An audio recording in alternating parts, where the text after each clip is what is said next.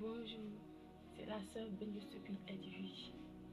Voilà, ce matin, j'aimerais partager avec vous mon témoignage qui s'est passé lors d'une fériée à l'église. Au moment où le pasteur prêchait, voilà, et je suis tombée et j'ai perdu de connaissance. Et après, je me suis retrouvée dans un endroit où tout était noir. Et du coup, je voyais une main qui s'est tendue vers moi. Et la personne me disait que de attraper sa main et qu'il va me montrer les trucs, les choses. Voilà. C'est cela que j'ai attrapé sa main. Et la personne en tout cas en question, je ne voyais pas son visage, mais je voyais tout son corps. Parce que c'était tellement grand que quand je veux essayer de regarder son visage, il y a tellement de lumière que je n'arrivais pas à voir son visage. Donc je le suivais. Et lorsqu'on partait, c'est comme si on était sur tapis. Et le tapis roulait avec nous.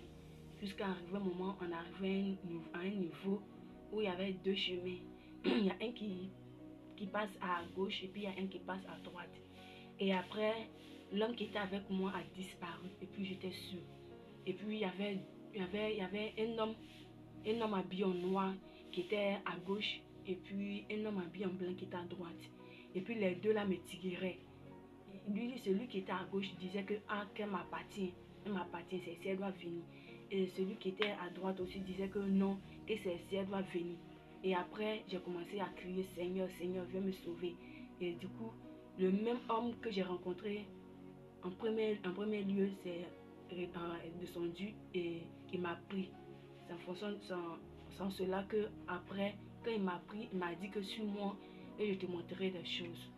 Et c'est là on est arrivé à un endroit où tout était noir. Mais quand on partait, c'était tellement noir que je ne voyais pas clair. Et puis c'était comme si c'était dans un trou où on partait. C'était dans un trou et on partait, arrivé devant, je voyais comme une lumière. Mais la lumière est tellement forte. Et c'était du feu en fait.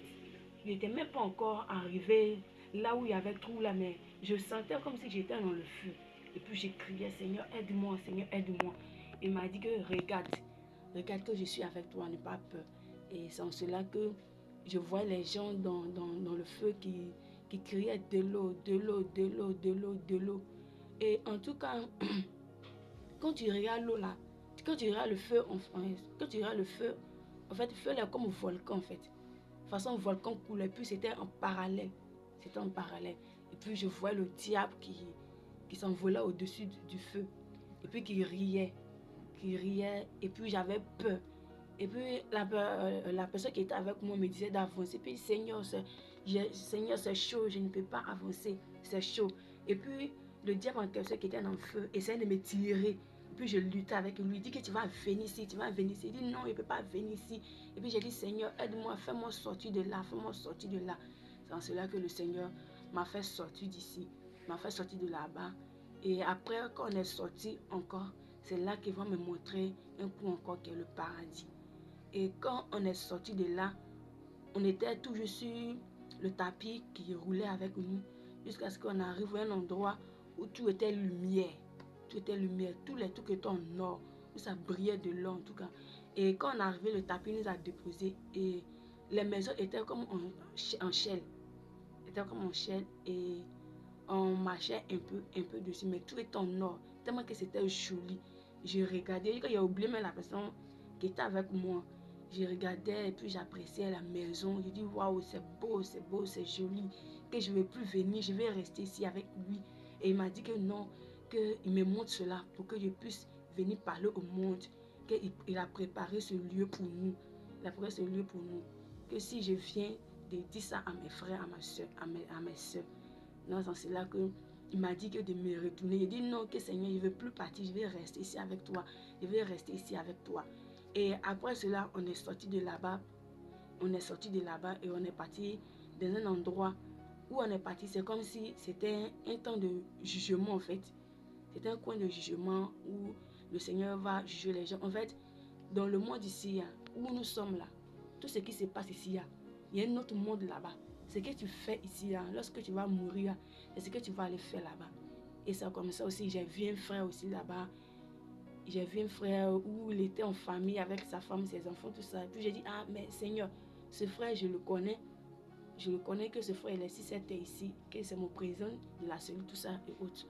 Et après, il dit que sur moi, que je vais te montrer autre chose encore. Et après, on arrive dans une maison où le portail était grand comme ça. Puis il y avait les gardes corps à côté.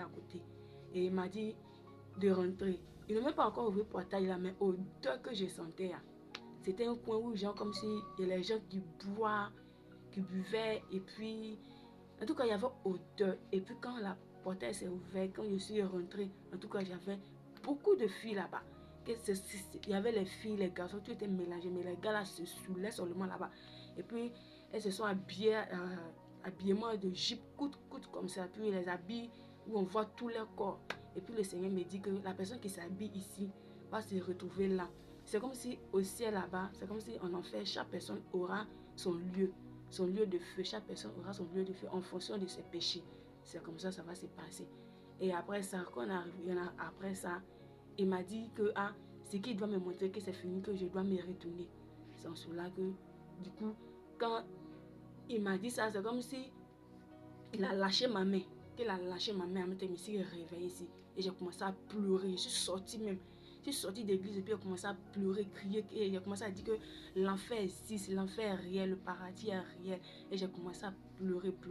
C'est en cela que l'homme de Dieu m'a prié et puis m'a dit de donner ce témoignage. Je tremblais sur moi. Que l'enfer existe. Qu'en tout cas, donnons notre vie à Jésus. Regardons notre manière de nous habiller. Parce que en réalité, c'est ce que moi j'ai vu. Ceux qui s'habillent, les habillements, genre les jupes coûtent avec les habits hauts qui sautent où on voit tout le corps là. Ça va t'envoyer en enfer. C'est pas pour dire que j'ai vu ça dans mes propres yeux, ça t'envoie en enfer. C'est ce que je voulais partager avec vous. Que Dieu vous bénisse. Shalom.